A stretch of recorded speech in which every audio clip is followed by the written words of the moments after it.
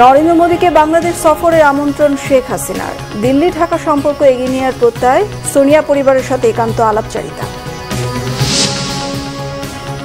সাধারণ মানুষের নয়, আমলাদের সুযোগ সুবিধা নিশ্চিতের বাজেট। সমালোচনায় অর্থনীতিবিদরা, ঋণ খেলাপিরাই অর্থনীতি উদ্ধারের চেষ্টায় বলছে সিপিডি। হারিস জোসেফের এনআইডি জালিয়াতি অনুসন্ধানে ইসির কমিটি। পাসপোর্ট নিয়ে তদন্তে দুদক। বেনজিরের দুর্নীতির তদন্তেও সময়ক্ষেপণের কথা স্বীকার করলেন দুদক চেয়ারম্যান। তারেককে বাদ দিয়ে কেন শুধু বেনজির আজিজের দুর্নীতি প্রশ্ন, ক্ষোভ ওবায়দুল কাদেরের। ভারতের মতো প্রতিনিধিত্বমূলক নির্বাচন প্রত্যাশা মির্জা ফখরুলের। দেখছিলেন বিআরবি কেবল সংবাদ শিরোনাম, এবার বিস্তারিত। নরেন্দ্র মোদী সরকারের মন্ত্রিসভার শপথ অনুষ্ঠানের পর দুই প্রধানমন্ত্রীর মধ্যে একান্ত বৈঠক হয়েছে। রাষ্ট্রপতি ভবনে অত্যন্ত উষ্ণ ও হৃদ্যতাপূর্ণ পরিবেশে বৈঠক হয়। বৈঠকের পর ব্রিফিংয়ে ডক্টর হাসান মাহমুদ বলেছেন, বাংলাদেশের প্রধানমন্ত্রী তার ভারতীয় সমকক্ষকে সুবিধাজনক সময়ে বাংলাদেশ সফরের আমন্ত্রণ জানিয়েছেন। প্রধানমন্ত্রী শেখ হাসিনা ও ভারতের প্রধানমন্ত্রী নরেন্দ্র মোদী দুই প্রতিবেশী দেশের মধ্যে বিদ্যমান দ্বিপাক্ষিক সম্পর্ক আগামীতে আরও সুদৃঢ় করার ইচ্ছা প্রকাশ করেছেন।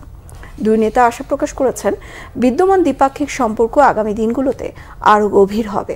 তিনি বলেন, শেখ হাসিনা ও নরেন্দ্র মোদীর দূরদর্শী নেতৃত্বে বাংলাদেশ ও ভারতের মধ্যে দ্বিপাক্ষিক সম্পর্ক নতুন উচ্চতায় পৌঁছেছে। পরে দুই প্রধানমন্ত্রী রাষ্ট্রপতি ভবনে ভারতের রাষ্ট্রপতি দ্রৌপদী মুর্মু আয়োজিত ভোজসভায় যোগ দেন। এদিকে প্রধানমন্ত্রী শেখ হাসিনার সঙ্গে সৌজন্য সাক্ষাৎ করেছেন শ্রীলঙ্কার রাষ্ট্রপতি রনিল বিক্রমাসিংহে। নয়াদিল্লির আইটিসি হোটেলে তাদের এই সাক্ষাৎ হয়। এর আগে প্রধানমন্ত্রীর সঙ্গে দেখা করেছেন ভারতের কেন্দ্রীয় মন্ত্রী ও সাবেক পররাষ্ট্রমন্ত্রী এস জয়শঙ্কর। সৌজন্য সাক্ষাতে বন্ধুপ্রতিম দুই দেশের সম্পর্ক আরও এগিয়ে নেওয়ার আগ্রহ প্রকাশ করেছেন তারা। নতুনভাবে নির্বাচিত এবং শপথ গ্রহণের পরপর তার সাথে যে বৈঠক অনুষ্ঠিত হয়েছে, সেখানে ভবিষ্যতের দিনগুলোতে আমাদের দুই দেশের সম্পর্ক আরও গভীর হবে বলে আশাবাদ ব্যক্ত করেছেন। ভবিষ্যতের দিনগুলোতেও আমাদের যে বহুমাত্রিক সম্পর্ক সেটি আরও বিস্তৃত হবে এবং আমাদের যে গভীর আন্তরিকতাপূর্ণ সম্পর্ক, সেই সম্পর্ক আরও গভীরে প্রতীত হবে। দিল্লিতে প্রধানমন্ত্রী শেখ হাসিনার সঙ্গে সৌজন্য সাক্ষাৎ করেছেন কংগ্রেসের সংসদীয় দলের চেয়ারপারসন সোনিয়া গান্ধী, তার ছেলে কংগ্রেস নেতা রাহুল গান্ধী ও কংগ্রেসের সাধারণ সম্পাদক প্রিয়াঙ্কা গান্ধী ভদ্র। সোনিয়া গান্ধী ও তার ছেলে মেয়ে রাহুল আর প্রিয়াঙ্কা বিকেলে আইসিটি মৌর্য হোটেলে প্রধানমন্ত্রীর সঙ্গে দেখা করতে গেলে সরকার প্রধান তাদের উষ্ণ অভ্যর্থনা জানান। এ সময় জাতির পিতার কন্যা শেখ হাসিনা গান্ধী পরিবারের সদস্যদের পেয়ে আবেগাপ্লুত হয়ে পড়েন। পরে আনুষ্ঠানিক ও হৃদ্যতাপূর্ণ পরিবেশে গান্ধী পরিবারের সদস্যদের সঙ্গে আলোচনা করেন প্রধানমন্ত্রী। শেখ হাসিনা ও গান্ধী পরিবারের মধ্যে রয়েছে ঐতিহাসিক সম্পর্ক। জাতির পিতা বঙ্গবন্ধু শেখ মুজিবুর রহমানের সাথে ভারতের শেষ সময়কার প্রধানমন্ত্রী ইন্দিরা গান্ধীর সম্পর্কও ছিল অত্যন্ত সৌহার্দ্যপূর্ণ। মুক্তিযুদ্ধের সময় বাংলাদেশের পক্ষে অবস্থান নেন ইন্দিরা গান্ধী। দেশের বিদ্যমান অর্থনৈতিক অবস্থায় বাজেটে আয় ব্যয়ের হিসেব মেলানোকে অসম্ভব বলছেন অর্থনীতিবিদ ও সাবেক তত্ত্বাবধায়ক সরকারের উপদেষ্টা ডক্টর ওয়াহিদউদ্দিন মাহমুদ। বাজেট ঋণের ফাঁদে পড়তে পারে বলেও শঙ্কা তার। সাবেক গভর্নর ডক্টর সালেউদ্দিন আহমেদের মতে, কঠিন সময়েও বাজেটে সাধারণ মানুষের কথা না ভেবে নিশ্চিত করা হয়েছে আমলাদের সুযোগ সুবিধা। বাজেট নিয়ে সম্পাদক পরিষদ নোয়াবের সেমিনারে তারা এসব কথা বলেন। আরও জানাচ্ছেন গোলাম মঈনুল আহসান। দেশের বিদ্যমান উচ্চ মূল্যস্ফীতি রিজার্ভ বাড়ানোর বড় চ্যালেঞ্জের মধ্যে 6 জুন বাজেট পেশ করেন অর্থমন্ত্রী। বাজেট নিয়ে আনুষ্ঠানিক নিজেদের অবস্থান ব্যাখ্যা দিয়েছে সরকার। এ নিয়ে চলছে নানা বিশ্লেষণ ও পর্যালোচনা। রাজধানীতে সোমবার নিউজ পেপার অনার্স অ্যাসোসিয়েশন নোয়াবের আলোচনায়ও উঠে আসে বর্ণ অর্থনীতিবিদের নানা মতামত। অর্থনীতির যে অবস্থায় এসে দাঁড়িয়েছে, তাতে বাজেট ব্যবস্থাপনার যে কোনো বিকল্পই সুখকর হবে না। যে পরিমাণ নতুন দেশি বিদেশি উৎস থেকে ঋণ নেওয়া হয়েছে, ইতিমধ্যে পুঞ্জীভূত ঋণের সুদের পরিমাণ তার অর্ধেক। কাজেই এভাবে চলতে থাকলে ভবিষ্যতে বাজেটও, আমরা পুরো দেশকে দেউলিয়া হওয়ার কথা বলি, কিন্তু বাজেটও যে একটা ঋণের ফাঁদে পড়তে পারে সেটা সম্ভব, এবং সেটা একটা অসঙ্গিক সংকেত এখনই দেখা যাচ্ছে। বাস্তবতা চিন্তা করে বাজেট প্রণয়ন করা হয়নি বলেও মনে করেন অর্থনীতিবিদরা। যেটা শুনেছেন সেটা হচ্ছে যে কালো টাকা সাদা করার 15% বনাম 30% সৎ করদাতা, এই অত্যন্ত অনৈতিক একটা যে পদক্ষেপ, সেখানেও আমরা সেই ইয়েটা দেখতে পাই যে আপনার সমাজ যে অলিগার্কদের কথা, এই যে একটা অনেক গোজামি, আমি বলবো যে এই যে ম্যাথমেটিক্যাল একটা এক্সারসাইজ করার চেষ্টা, এবং এই চেষ্টাটা কিভাবে করা হয়েছে আপনারা যদি দেখেন খুব সূক্ষ্মভাবে, যে IMF এর যে শর্তগুলি সেটার সাথে মিল রেখেই কিন্তু করা হয়েছে, ওখানে যোগ বিয়োগ করে একদম স্ট্রেট ফরওয়ার্ড, এটার সাথে কোনো ধরনের অর্থনৈতিক বাস্তবতার কোনো চিন্তা করা হয়নি। অর্থনীতিবিদরা বলছেন বাজেটের সাধারণ মানুষের জন্য কিছুই নেই। বাজেট ডিফিসিট ব্যাংক থেকে উঠতে পারে, আরে ব্যাংক তো এমনিতে মহামারী অবস্থা, এখানে জবাবদিহিতা নাই, মনিটরিং নাই, এবং যারা সরকারি কর্মচারী রুটিন জব করে। একটা ইনক্রিমেন্টাল বাজেটের সুবিধা হলো কাজ চাকরি করি আর না করি বেতন পাবো, চেয়ারের মধ্যে তোয়ালে ঝুলিয়ে সকালবেলা চলে যায় আর পুঁজিবাজারে দৌড়াদৌড়ি করে স্টক মার্কেট যায়, এই তবে বেতনই পাবো, বেতন বাড়বে। যে সরকার প্রশাসনিক ব্যয়, আমাদের রাজস্বের 42% চলে যাচ্ছে প্রশাসনিক ব্যয় শুধুমাত্র, এটা কি আমাদের জন্য অ্যাফোর্ডেবল? এই বাজেট এই সরকারের যে কোয়ালিটি অফ সার্ভিস ডেলিভারি, তার জন্য কি আমরা রাজস্বের 42% ব্যয় করব? আমাদের কি পাট মন্ত্রণালয়, বস্ত্র মন্ত্রণালয় এগুলো দরকার আছে? আপনারাই তো রপ্তানি করেন গার্মেন্টস, আপনাদের বস্ত্র মন্ত্রণালয়ের কোনো প্রয়োজন আছে? আমার তো মনে হয় না। ব্যাংকিং খাত নিয়ন্ত্রণহীন অরক্ষিত অবস্থা বলে মন্তব্য করেন বক্তারা। গোলাম মনিরুল হাসান, বাংলা ভিশন, ঢাকা। নতুন বাজেট শুভঙ্করের ফাঁকিতে ভরপুর, ফাঁকা বুলির বাজেট, এমন মন্তব্য করেছেন টিআইবি নির্বাহী পরিচালক ডক্টর ইফতেখারুজ্জামান।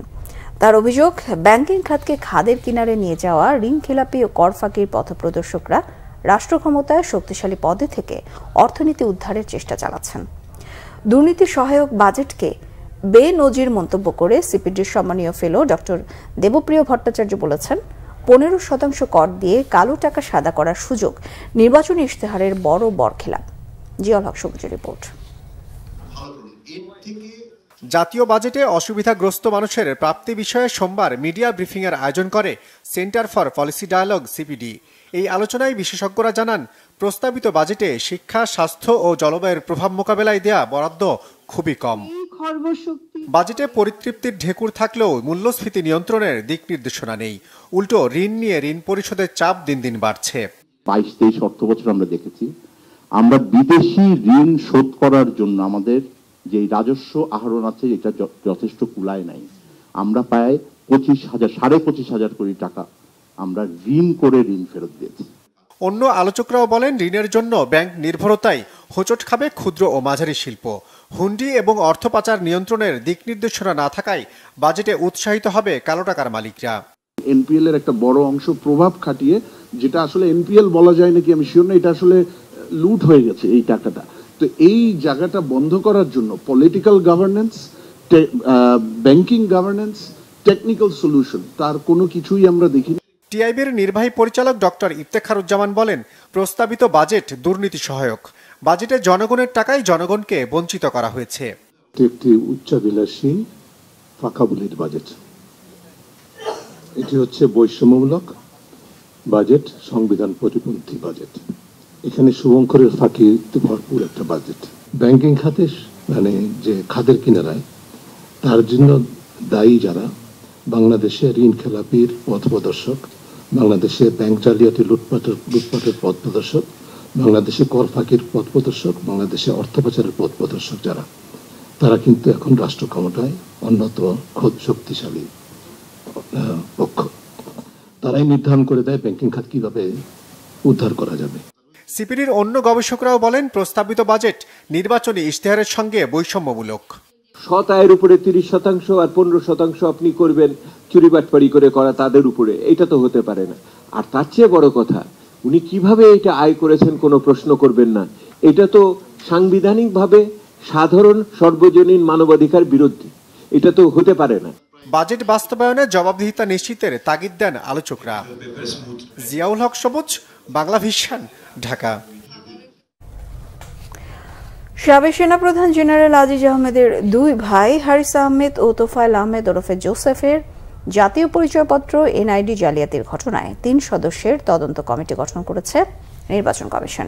আরও জানাচ্ছেন সৈকত সাদিক। সাবেক সেনাপ্রধান আজিজ আহমেদের ভাই হারিস আহমেদ তার নাম পাল্টে হয়েছেন মোহাম্মদ হাসান, আর তোফায়েল আহমেদ জোসেফ হয়েছেন তানবির আহমেদ তানজিল। তাদের এনআইডির তথ্য পরিবর্তনের জন্য সেনাপ্রধান ভাই আজিজ আহমেদ সুপারিশ করেছিলেন বলে অভিযোগ উঠেছে। মিথ্যা তথ্য দিয়ে হারিস ও জোসেফের জাতীয় পরিচয়পত্র নেয়ার অভিযোগ তদন্তে কমিটি করার কথাও জানালেন সিসি। এনআইডি জালিয়াতিতে অস্থায়ীভাবে নিয়োগ পাওয়া ডাটা এন্ট্রি অপারেটরদের দায় থাকতে পারেন বলেও দাবি তার। যিনি এনআইডি পাসটা করছেন উনি অপরাধ করছেন, কোনো না কোনো ফাঁক ফোকর দিয়ে অপরাধ করার সুযোগটা সে পেয়েছে, কিন্তু তিনি যে নির্মল ব্যক্তিত্ব আমরা তো সেটা বলছি না, কোনো সাফাই করি না। তার বিরুদ্ধে তদন্ত কমিটি হয়েছে। আজিজ সাহেবের বিষয়টা আমরা জেনেছি। আরও কোন কেমন যেমন আবার কিছুদিন বলল যে বঙ্গবন্ধুর মোসলেউদ্দিনের ছেলেরা করেছে, এগুলো হঠাৎ করে 20-25 বছর পরে কিছু কিছু তথ্য আমাদের কাছে আসছে। হারিস চৌধুরীটাও বোধহয় করেছিলেন। রাজধানীর আগারগাঁও নির্বাচন ভবনের মিডিয়া সেন্টারে এক অনুষ্ঠানে কাজী হাবিবুল আওয়াল তার মেয়াদকালে জাতীয় নির্বাচন, উপজেলা নির্বাচন, বর্তমান রাজনৈতিক পরিস্থিতি সহ নানা বিষয়ে সাংবাদিকদের প্রশ্নের জবাব দেন। নির্বাচনী প্রক্রিয়া সংস্কারের পাশাপাশি সংকট নিরসনে আবারও সংলাপের উপর জোর দেন তিনি। এনআইডি যদি চলে যায় সেটা নিয়ে আমাদের কোনো, চলে গেলে অবশ্যই চলে যাবে, আইন হয়েছে, এটা রাষ্ট্রের ব্যাপার, সংসদের ব্যাপার, তারা বুঝবে। কিন্তু যদি কালকে আইন করে বলা হয় নির্বাচনের দায়িত্বটা হোম মিনিস্ট্রিতে চলে যাবে, তাহলে পরশুই আমি পদত্যাগ করব। কারণ নির্বাচনের দায়িত্ব যদি সংসদ আইন করেও বলে না এখন থেকে নির্বাচনের দায়িত্বটা পালন করবে হোম মিনিস্ট্রি, সেটা তো আমি মানব না। তাহলে তারপর পরক্ষণেই আমাকে দায়িত্ব থেকে ইস্তফা দিতে হবে। এ সময় সিইসি জানান, উপজেলা নির্বাচনে 35.45% ভোট পড়েছে। উপজেলা নির্বাচন দলীয় প্রতীকে এবার হয়নি, স্থানীয়ভাবে ব্যক্তিকেন্দ্রিক হয়েছে, যদিও আড়ালে অন্তরালে আবডালে দলীয় প্রভাব বা চরিত্র স্পষ্ট ছিল। ধন্যবাদ। সৈকত সাদিক, বাংলা ভিশন, ঢাকা। কমিশনার বিদেশে থাকায় সাবেক আইজিপি বেনজিরের দুর্নীতি তদন্তে সময়ক্ষেপণ হয়েছে জানিয়েছেন দুদক চেয়ারম্যান মঈনুদ্দিন আবদুল্লাহ। বলেন, একদিনের ছুটির মাঝে ব্যাংক থেকে টাকা তুলে নেন বেনজির। তিনি অজ্ঞাত ব্যক্তির মাধ্যমে জিজ্ঞাসাবাদের সময় চেয়ে দুদকে আবেদন করেছেন বলছেন সংস্থাটির চেয়ারম্যান। এদিকে সাবেক সেনাপ্রধান আজিজ আহমেদের 2 ভাইয়ের পাসপোর্ট জালিয়াতির তদন্তে নেমেছে দুদক। বিস্তারিত জানাচ্ছেন ফারুক বাবু। সাবেক পুলিশ প্রধান বেনজির আহমেদ এবং সাবেক সেনাপ্রধান আজিজ আহমেদের বিষয়ে সাংবাদিকদের প্রশ্নে কিছুটা উত্তেজিত হয়ে যান দুর্নীতি দমন কমিশন দুদক চেয়ারম্যান মঈনুদ্দিন আবদুল্লাহ। আপনারা এটা খোঁচাইতেই থাকবেন। দুই বাহিনীর প্রধানদের অঢেল সম্পদ নিয়ে গণমাধ্যমে প্রতিবেদনের পর কিছুটা নড়েচড়ে বসে দুদক। তবে দুদকের ডাকে হাজিরা দেননি সাবেক আইজিপি বেনজির ও তার পরিবারের 3 সদস্য। তাদের পরবর্তী জিজ্ঞাসাবাদের তারিখ দিয়েছে দুদক। কে আবেদন করেছেন বেনজির পরিবারের হয়ে তা নিয়ে ধোঁয়াশা দেখা দিলেও নীরব দর্শক বনে যায় দুদক। এ বিষয়ে অবশেষে মুখ খুললেন সংস্থাটির প্রধান। আবেদন আমাদের গেটে দিয়ে গেছে জনৈক ব্যক্তি, তার নাম পরিচয় আমরা জানি না। কোন আইনে দুদক এমন সিদ্ধান্ত নেয় জানতে চাওয়ায় ক্ষেপে যান দুদক চেয়ারম্যান। পরে জানান, দুদকের কমিশনার দেশের বাইরে থাকায় সিদ্ধান্ত ও পদক্ষেপ নিতে সময়ক্ষেপণ হয়েছে। কমিশনার তদন্ত মহোদয় চিকিৎসার জন্য ভারতে ছিলেন। এপ্রিলের 6 তারিখে উনি গেছেন দেশে। আমরা 3 জন একত্রিত হইতে পারি নাই। উনি আসছেন 17 তারিখ দিবাগত রাতে, যেটা 18 তারিখ পরে। 18 তারিখ আমরা 3 জন একত্র হওয়ার পরে আমরা সিদ্ধান্ত নিয়েছি। মাঝখানে 22 মে বোধহয় বন্ধ ছিল, মাঝখানে একদিন গ্যাপ ছিল, পরদিনই আমরা ফ্রিজ করেছি। আর আপনারা বলেন তার টাকা দুদক তার টাকা উঠাই দেওয়ার সুযোগ করে দিছে, তারপরে লোক দেখানো এটা ফ্রিজ করেছে। এদিকে সাবেক সেনাপ্রধান আজিজ আহমেদের সম্পদের খোঁজ নয়, তার 2 ভাই হারিস জোসেফের পাসপোর্ট জালিয়াতির অনুসন্ধানেও নেমেছে দুদক। তার 2 ভাই মিথ্যা তথ্য দিয়ে পাসপোর্ট নিছে, এটা আজিজের দোষ তো না, এটা তার ভাই এবং পাসপোর্ট ডিপার্টমেন্টের লোক। আর 2 হলো ন্যাশনাল আইডি কার্ড নিছে, যেটা আমরা সত্যতা যাচাইয়ের জন্য দুই সংস্থাকে লিখে পাঠাই দিছি। ফারুক বাবু, বাংলা ভিশন, ঢাকা। তারেক রহমানের দুর্নীতি নিয়ে কথা বললে তা গণমাধ্যমে না আসায় সাংবাদিকদের উপর ক্ষোভ প্রকাশ করলেন আওয়ামী লীগের সাধারণ সম্পাদক ওবায়দুল কাদের। তার অভিযোগ, প্রতিষ্ঠা বার্ষিকীর ইস্যুতে ব্রিফিংয়ে শুধু বেনজির ও আজিজের দুর্নীতির কথাগুলোই প্রাধান্য পায়। দুপুরে দলের হীরক জয়ন্তী উপলক্ষে ধানমন্ডিতে সভা শেষে ব্রিফিংয়ে ওবায়দুল কাদের এ মন্তব্য করেন। বলেন, প্রতিষ্ঠাবার্ষিকীতে সব নিবন্ধিত রাজনৈতিক দলকে আমন্ত্রণ জানাবে আওয়ামী লীগ। সেখানে কে প্রতিপক্ষ তা বিবেচ্য বিষয় নয়। আওয়ামী লীগের সাধারণ সম্পাদক আরও জানান, দলের হীরক জয়ন্তী সারা দেশে উদযাপিত হবে। 23 জুন বঙ্গবন্ধু ভবনে এর আনুষ্ঠানিক উদ্বোধন করবেন দলীয় সভাপতি প্রধানমন্ত্রী শেখ হাসিনা। থাকছে সাংস্কৃতিক অনুষ্ঠান, র্যালি, হাতির ঝিলে নৌকাবাজ, সাইকেল র্যালির মতো অনুষ্ঠান। তিনি জানান, প্রধানমন্ত্রীর ভারত সফরে বিভিন্ন গুরুত্বপূর্ণ বৈঠক হয়েছে। দেশে ফিরে এ নিয়ে গণমাধ্যমের সঙ্গে কথা বলবেন সরকার প্রধান। আমরা আমাদের প্রতিষ্ঠা বার্ষিকীটাকে ফোকাসে রেখে কথা বলছি। আপনারা বেনজির আর ওখানে আজিজকে ঢুকিয়ে বারবার, আর এটা তো প্রথম না। বেনজির আজিজ প্রায় দিনই দেখি, আমি কিছু বললেই ও দুজন আসে, তারেক রহমানের বিরুদ্ধে কিছু বললে সেটা আসে না। তারেক রহমানের দুর্নীতি নিয়ে কথা বলি, সেটা পত্রিকার পাতা পরের দিন পাই। বিদেশি যারা কূটনীতিক আছেন বিভিন্ন দূতাবাসের, তাদের আমরা আমন্ত্রণ জানাবো দলের পক্ষ থেকে। কে আমাদের প্রতিপক্ষ পক্ষ সেটা আমরা দেখব না। রাজনৈতিক দল হিসেবে নিবন্ধিত যে দলগুলো আছে সব দলকে আমরা আমন্ত্রণ। বিএনপি মহাসচিব মির্জা ফখরুল ইসলাম আলমগীরের অভিযোগ, দেশকে নতজানু ব্যর্থ রাষ্ট্রে পরিণত করতে চায় সরকার। উন্নয়নের নামে দুর্নীতি লুটপাট করছে ক্ষমতাসীনরা। ভারতে যেভাবে জনগণ প্রতিনিধি নির্বাচন করতে পারে, বাংলাদেশে তেমনটাই চায় বিএনপি। বিএনপির প্রতিষ্ঠাতা সাবেক রাষ্ট্রপতি জিয়াউর রহমানের 43তম শাহাদাত বার্ষিকী উপলক্ষে ঢাকা রিপোর্টার্স ইউনিটিতে আলোচনা সভা করে জাতীয়তাবাদী কৃষক দল। মির্জা ফখরুল ইসলাম আলমগীর বলেন, যে আওয়ামী লীগ স্বাধীনতার সংগ্রাম করেছিল তারা এখন আর নেই। এখন আওয়ামী লীগ আজই চার বেনজিরের। বিএনপি মহাসচিব বলেন, রাজনৈতিক অর্থনৈতিক চ্যালেঞ্জের মধ্যে ভৌগোলিকভাবেও চ্যালেঞ্জের মুখে বাংলাদেশ। তিনি অভিযোগ করেন, নতজানু সরকার ভারতের বিরুদ্ধে কোনো কথা বলে না। নিজেদের পায়ে দাঁড়ানোর সক্ষমতা নেই বলেই সীমান্ত হত্যা, পানির সমস্যা সমাধান করতে পারছেন না ক্ষমতাসীনরা। আওয়ামী লীগ কি আওয়ামী লীগ? এটা তো এখন আজিজ আর বেনজিরের আওয়ামী লীগ। তো এই যে দেখুন, একজন আওয়ামী লীগের নেতা, তার উপলব্ধিটা এই হয়েছে যার জন্য সে রাজনীতি থেকে চলে গেছে। এটাই বাস্তবতা। আজকে আওয়ামী লীগ সেই আওয়ামী লীগ নেই যে আওয়ামী লীগ স্বাধীনতা সংগ্রাম করেছিল। এই আওয়ামী লীগ নেই যে আওয়ামী লীগ আমাদের সঙ্গে স্বৈরাচারের বিরুদ্ধে সংগ্রাম করেছিল, লড়াই করেছিল। এই আওয়ামী লীগ ক্ষমতায় যখনই আসে তখনই তাদের কেমিস্ট্রিতে পরিবর্তন শুরু হয়। সেই পরিবর্তনটা হচ্ছে তখন তারা ওই সর্বগ্রাসী হয়ে যাওয়া শুরু করে। বিএনপি চেয়ারপারসনের উপদেষ্টা ও ঢাকা মহানগর দক্ষিণের আহ্বায়ক আব্দুস সালাম বলেছেন, বিএনপি নেতাকর্মীরা জেল জুলুম নির্যাতনে ভয় পায় না। আন্দোলনের মাধ্যমেই সরকারের পতন ঘটানো হবে।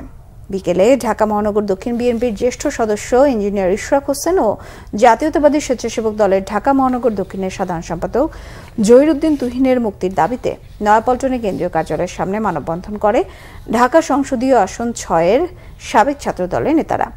হাতে হাত রেখে ইঞ্জিনিয়ার ইশরাক হোসেনের মুক্তির দাবি জানান নেতাকর্মীরা। মানববন্ধনে ঢাকা মহানগর দক্ষিণ বিএনপির আহ্বায়ক আব্দুস সালাম বলেন, হাইকোর্ট জামিন দেওয়ার পরও ইঞ্জিনিয়ার ইশরাক হোসেনকে কারাগারে পাঠিয়েছে আদালত। এসব জেল জুলুমে নির্যাতনে বিএনপি নেতাকর্মীরা ভয় পায় না। বাজেটের সমালোচনা করে তিনি বলেন, এই সরকারকে দিয়ে অর্থনৈতিক সহ কোনো সংকটেরই সমাধান হবে না। তাই অবিলম্বে পদত্যাগ করে বেগম জিয়াকে মুক্তি দিয়ে আলোচনায় বসে সংকট সমাধানে সরকারের প্রতি আহ্বান জানান তিনি।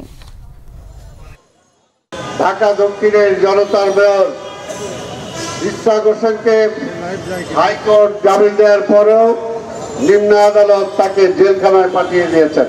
তবে এই সমস্ত জেল জুলুমের বিএনপির নেতা কর্মীরা ভয় পায় না। সবাই এখন অভ্যস্ত হয়ে গেছে। আমরা এই দেশে আবার গণতন্ত্র ফিরিয়ে আনার জন্য আমাদের নেতা দেশনায়ক তারেক রহমানের নেতৃত্বে আজকে যে আন্দোলন শুরু হয়েছে, আসুন এই আন্দোলন দল মত নির্বিশেষে সবাই ঐক্যবদ্ধ হয়ে আমরা বেগম খালেদা জিয়াকে মুক্ত করি, গণতন্ত্রকে ফিরে আনি, মানুষের ভোটের অধিকার ফিরে আনি। তাহলে এই দেশের সমস্যার সমাধান হবে। এর আগে কোনো সমস্যার সমাধান হবে না। আশ্রয়ণ প্রকল্পের জমি সহ ঘর পেয়ে ভাগ্য বদলে যাচ্ছে উপকারভোগীদের। একসময় যাদের আবাস ছিল অন্যের জমিতে খোলা আকাশের নিচে, তাদের বসতি এখন আধা পাকা টিন শেড ঘরে। ছোট্ট উঠানে কারো সবজির বাগান, কেউ পুষছেন হাঁস মুরগি, গবাদি পশু। লালমনিরহাটের এক সময়ে সহায় সম্বলহীনদের ঘুরে দাঁড়ানো মানুষের গল্প জানাচ্ছেন মহিবুল্লাহ মহিব। ক্যামেরায় ছিলেন আল মাসুম সবুজ। লালমনিরহাটের আদিতমারি উপজেলার শতদল কুটির পাড় আশ্রয় কেন্দ্র। 10ম শ্রেণী পড়ুয়া একমাত্র মেয়েকে নিয়ে একসময় মা আলেয়া থাকতেন অন্যের জমিতে পলিথিনের ছাউনি দেয়া ঘরে। প্রধানমন্ত্রী শেখ হাসিনার দেয়া 2% জমি সহ ঘর উপহারে ভাগ্য ফিরে গেছে তার। পড়ালেখা অসুবিধা হইতো, বই ভিজে যেত, আমরা ভালো করে ঘুমাইতে পারতাম না। এখন আমাদের পাকা ঘর পাইছি, মাথার উপরে ছাদ আছে, এখন আমরা ভালো করে পড়ালেখা করতে পারতেছি, বিদ্যুৎ আলো পাচ্ছি এবং ফ্যানের বাতাস পাইতেছি। এই সুন্দর ঘর পাওয়ার পর আমরা অনেক ভালো, অনেক খুশি। সংসারে আর কে কে আছে? আমার সংসারে আমার 2 মেয়ে আছে, আর আমার মেয়ে বিয়ে দিছি, আর এই মেয়ে লেখাপড়া করতেছে কুমিল্লাতে গার্লসে। নিজের এক চিলতে জমিতে সবজি বা ফল উৎপাদনের এক জীবনের স্বপ্ন ছিল মাজেদার। এবার আশ্রয়নের ঘরের উঠোনে আম, কলা আর মরিচ চাষের সৌভাগ্য মাজেদার। সুপারির গাছ আঁকড়াইছি, সুপারির গাছ, ও যে মরিচ ক্ষেত, এইটু মানে করছি। আবার তরকারি গাছ গাছছি, কয়েকদিন পরে যে আম গাছ গাছছি, একটা পেঁপের গাছ গাছছি, কলার গাছ গাছছি, আর দোকান দিছি। সংসার বাবা কৃষি কাম করি খাইবে বাবা, বেটা পত্র নাই, ভাড়া পড়ে এখানে যে নাতনি আছে, নাতনি ধরিয়ে খাই। আদিতমারি উপজেলায় আশ্রয়ন প্রকল্প 2-এর আওতায় 5ম পর্যায়ের 2য় ধাপে এবার 142টি ঘর পাচ্ছে ভূমিহীন পরিবার। 5ম পর্যায়ে 142টি ঘর আমাদেরকে এখানে প্রদান করবেন এবং প্রথম থেকে 5ম পর্যায় পর্যন্ত 882টি গৃহ প্রদানের মাধ্যমে, জমি ও গৃহ প্রদানের মাধ্যমে এই আদিতমারি উপজেলাকে ভূমিহীন ও গৃহহীন মুক্ত ঘোষণা করা হবে। মঙ্গলবার 18,566টি নতুন ঘর হস্তান্তরের মধ্য দিয়ে আদিতমারি সহ দেশের আরও 70টি উপজেলা হবে সম্পূর্ণ গৃহহীন ও ভূমিহীন মুক্ত।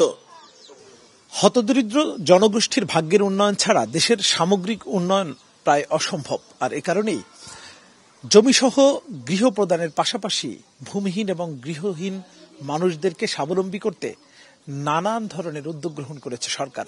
তারই অংশ হিসাবে কখনো কৃষিকাজে উদ্বুদ্ধকরণ, কখনো পশুপালনে সার্বিক সহায়তার কার্যক্রম চালাচ্ছে স্থানীয় প্রশাসন। মুহিবুল্লাহ মুহিব, বাংলা ভিশন, লালমনিরহাট। সংবাদ শেষ করব বিআরবি কেবল শিরোনামগুলো আরেকবার জানিয়ে।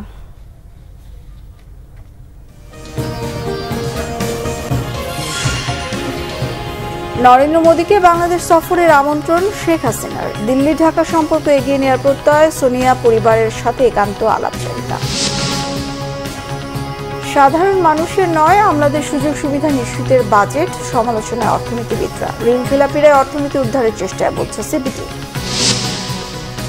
হারিস জোসেফের এনআইডি জালিয়াতি অনুসন্ধানে ইসির কমিটি। পাসপোর্ট নিয়ে তদন্তে দুদক। বেনজিরের দুর্নীতি তদন্তে সময়ক্ষেপণের কথা স্বীকার করলেন দুদক চেয়ারম্যান। তারেককে বাদ দিয়ে কেন শুধু বেনজির আজিজের দুর্নীতি প্রশ্ন, ক্ষোভ ওবায়দুল কাদেরের। ভারতের মতো প্রতিনিধিত্বমূলক নির্বাচন প্রত্যাশা মির্জা ফখরুলের। এ ছিল এখনকার মতো। পরের সংবাদ রাত 10:30টায়। এর আগে 9টায় থাকছে নিউজ 20, দেখার আমন্ত্রণ রইল। এছাড়া বাংলা ভিশন সংবাদ ও সংবাদ সংশ্লিষ্ট অনুষ্ঠান দেখতে ভিজিট করুন www.bbnews24.com ও facebook.com/banglavishnnews। সাবস্ক্রাইব করুন youtube.com/banglavishnnews। সঙ্গে থাকায় ধন্যবাদ সবাইকে।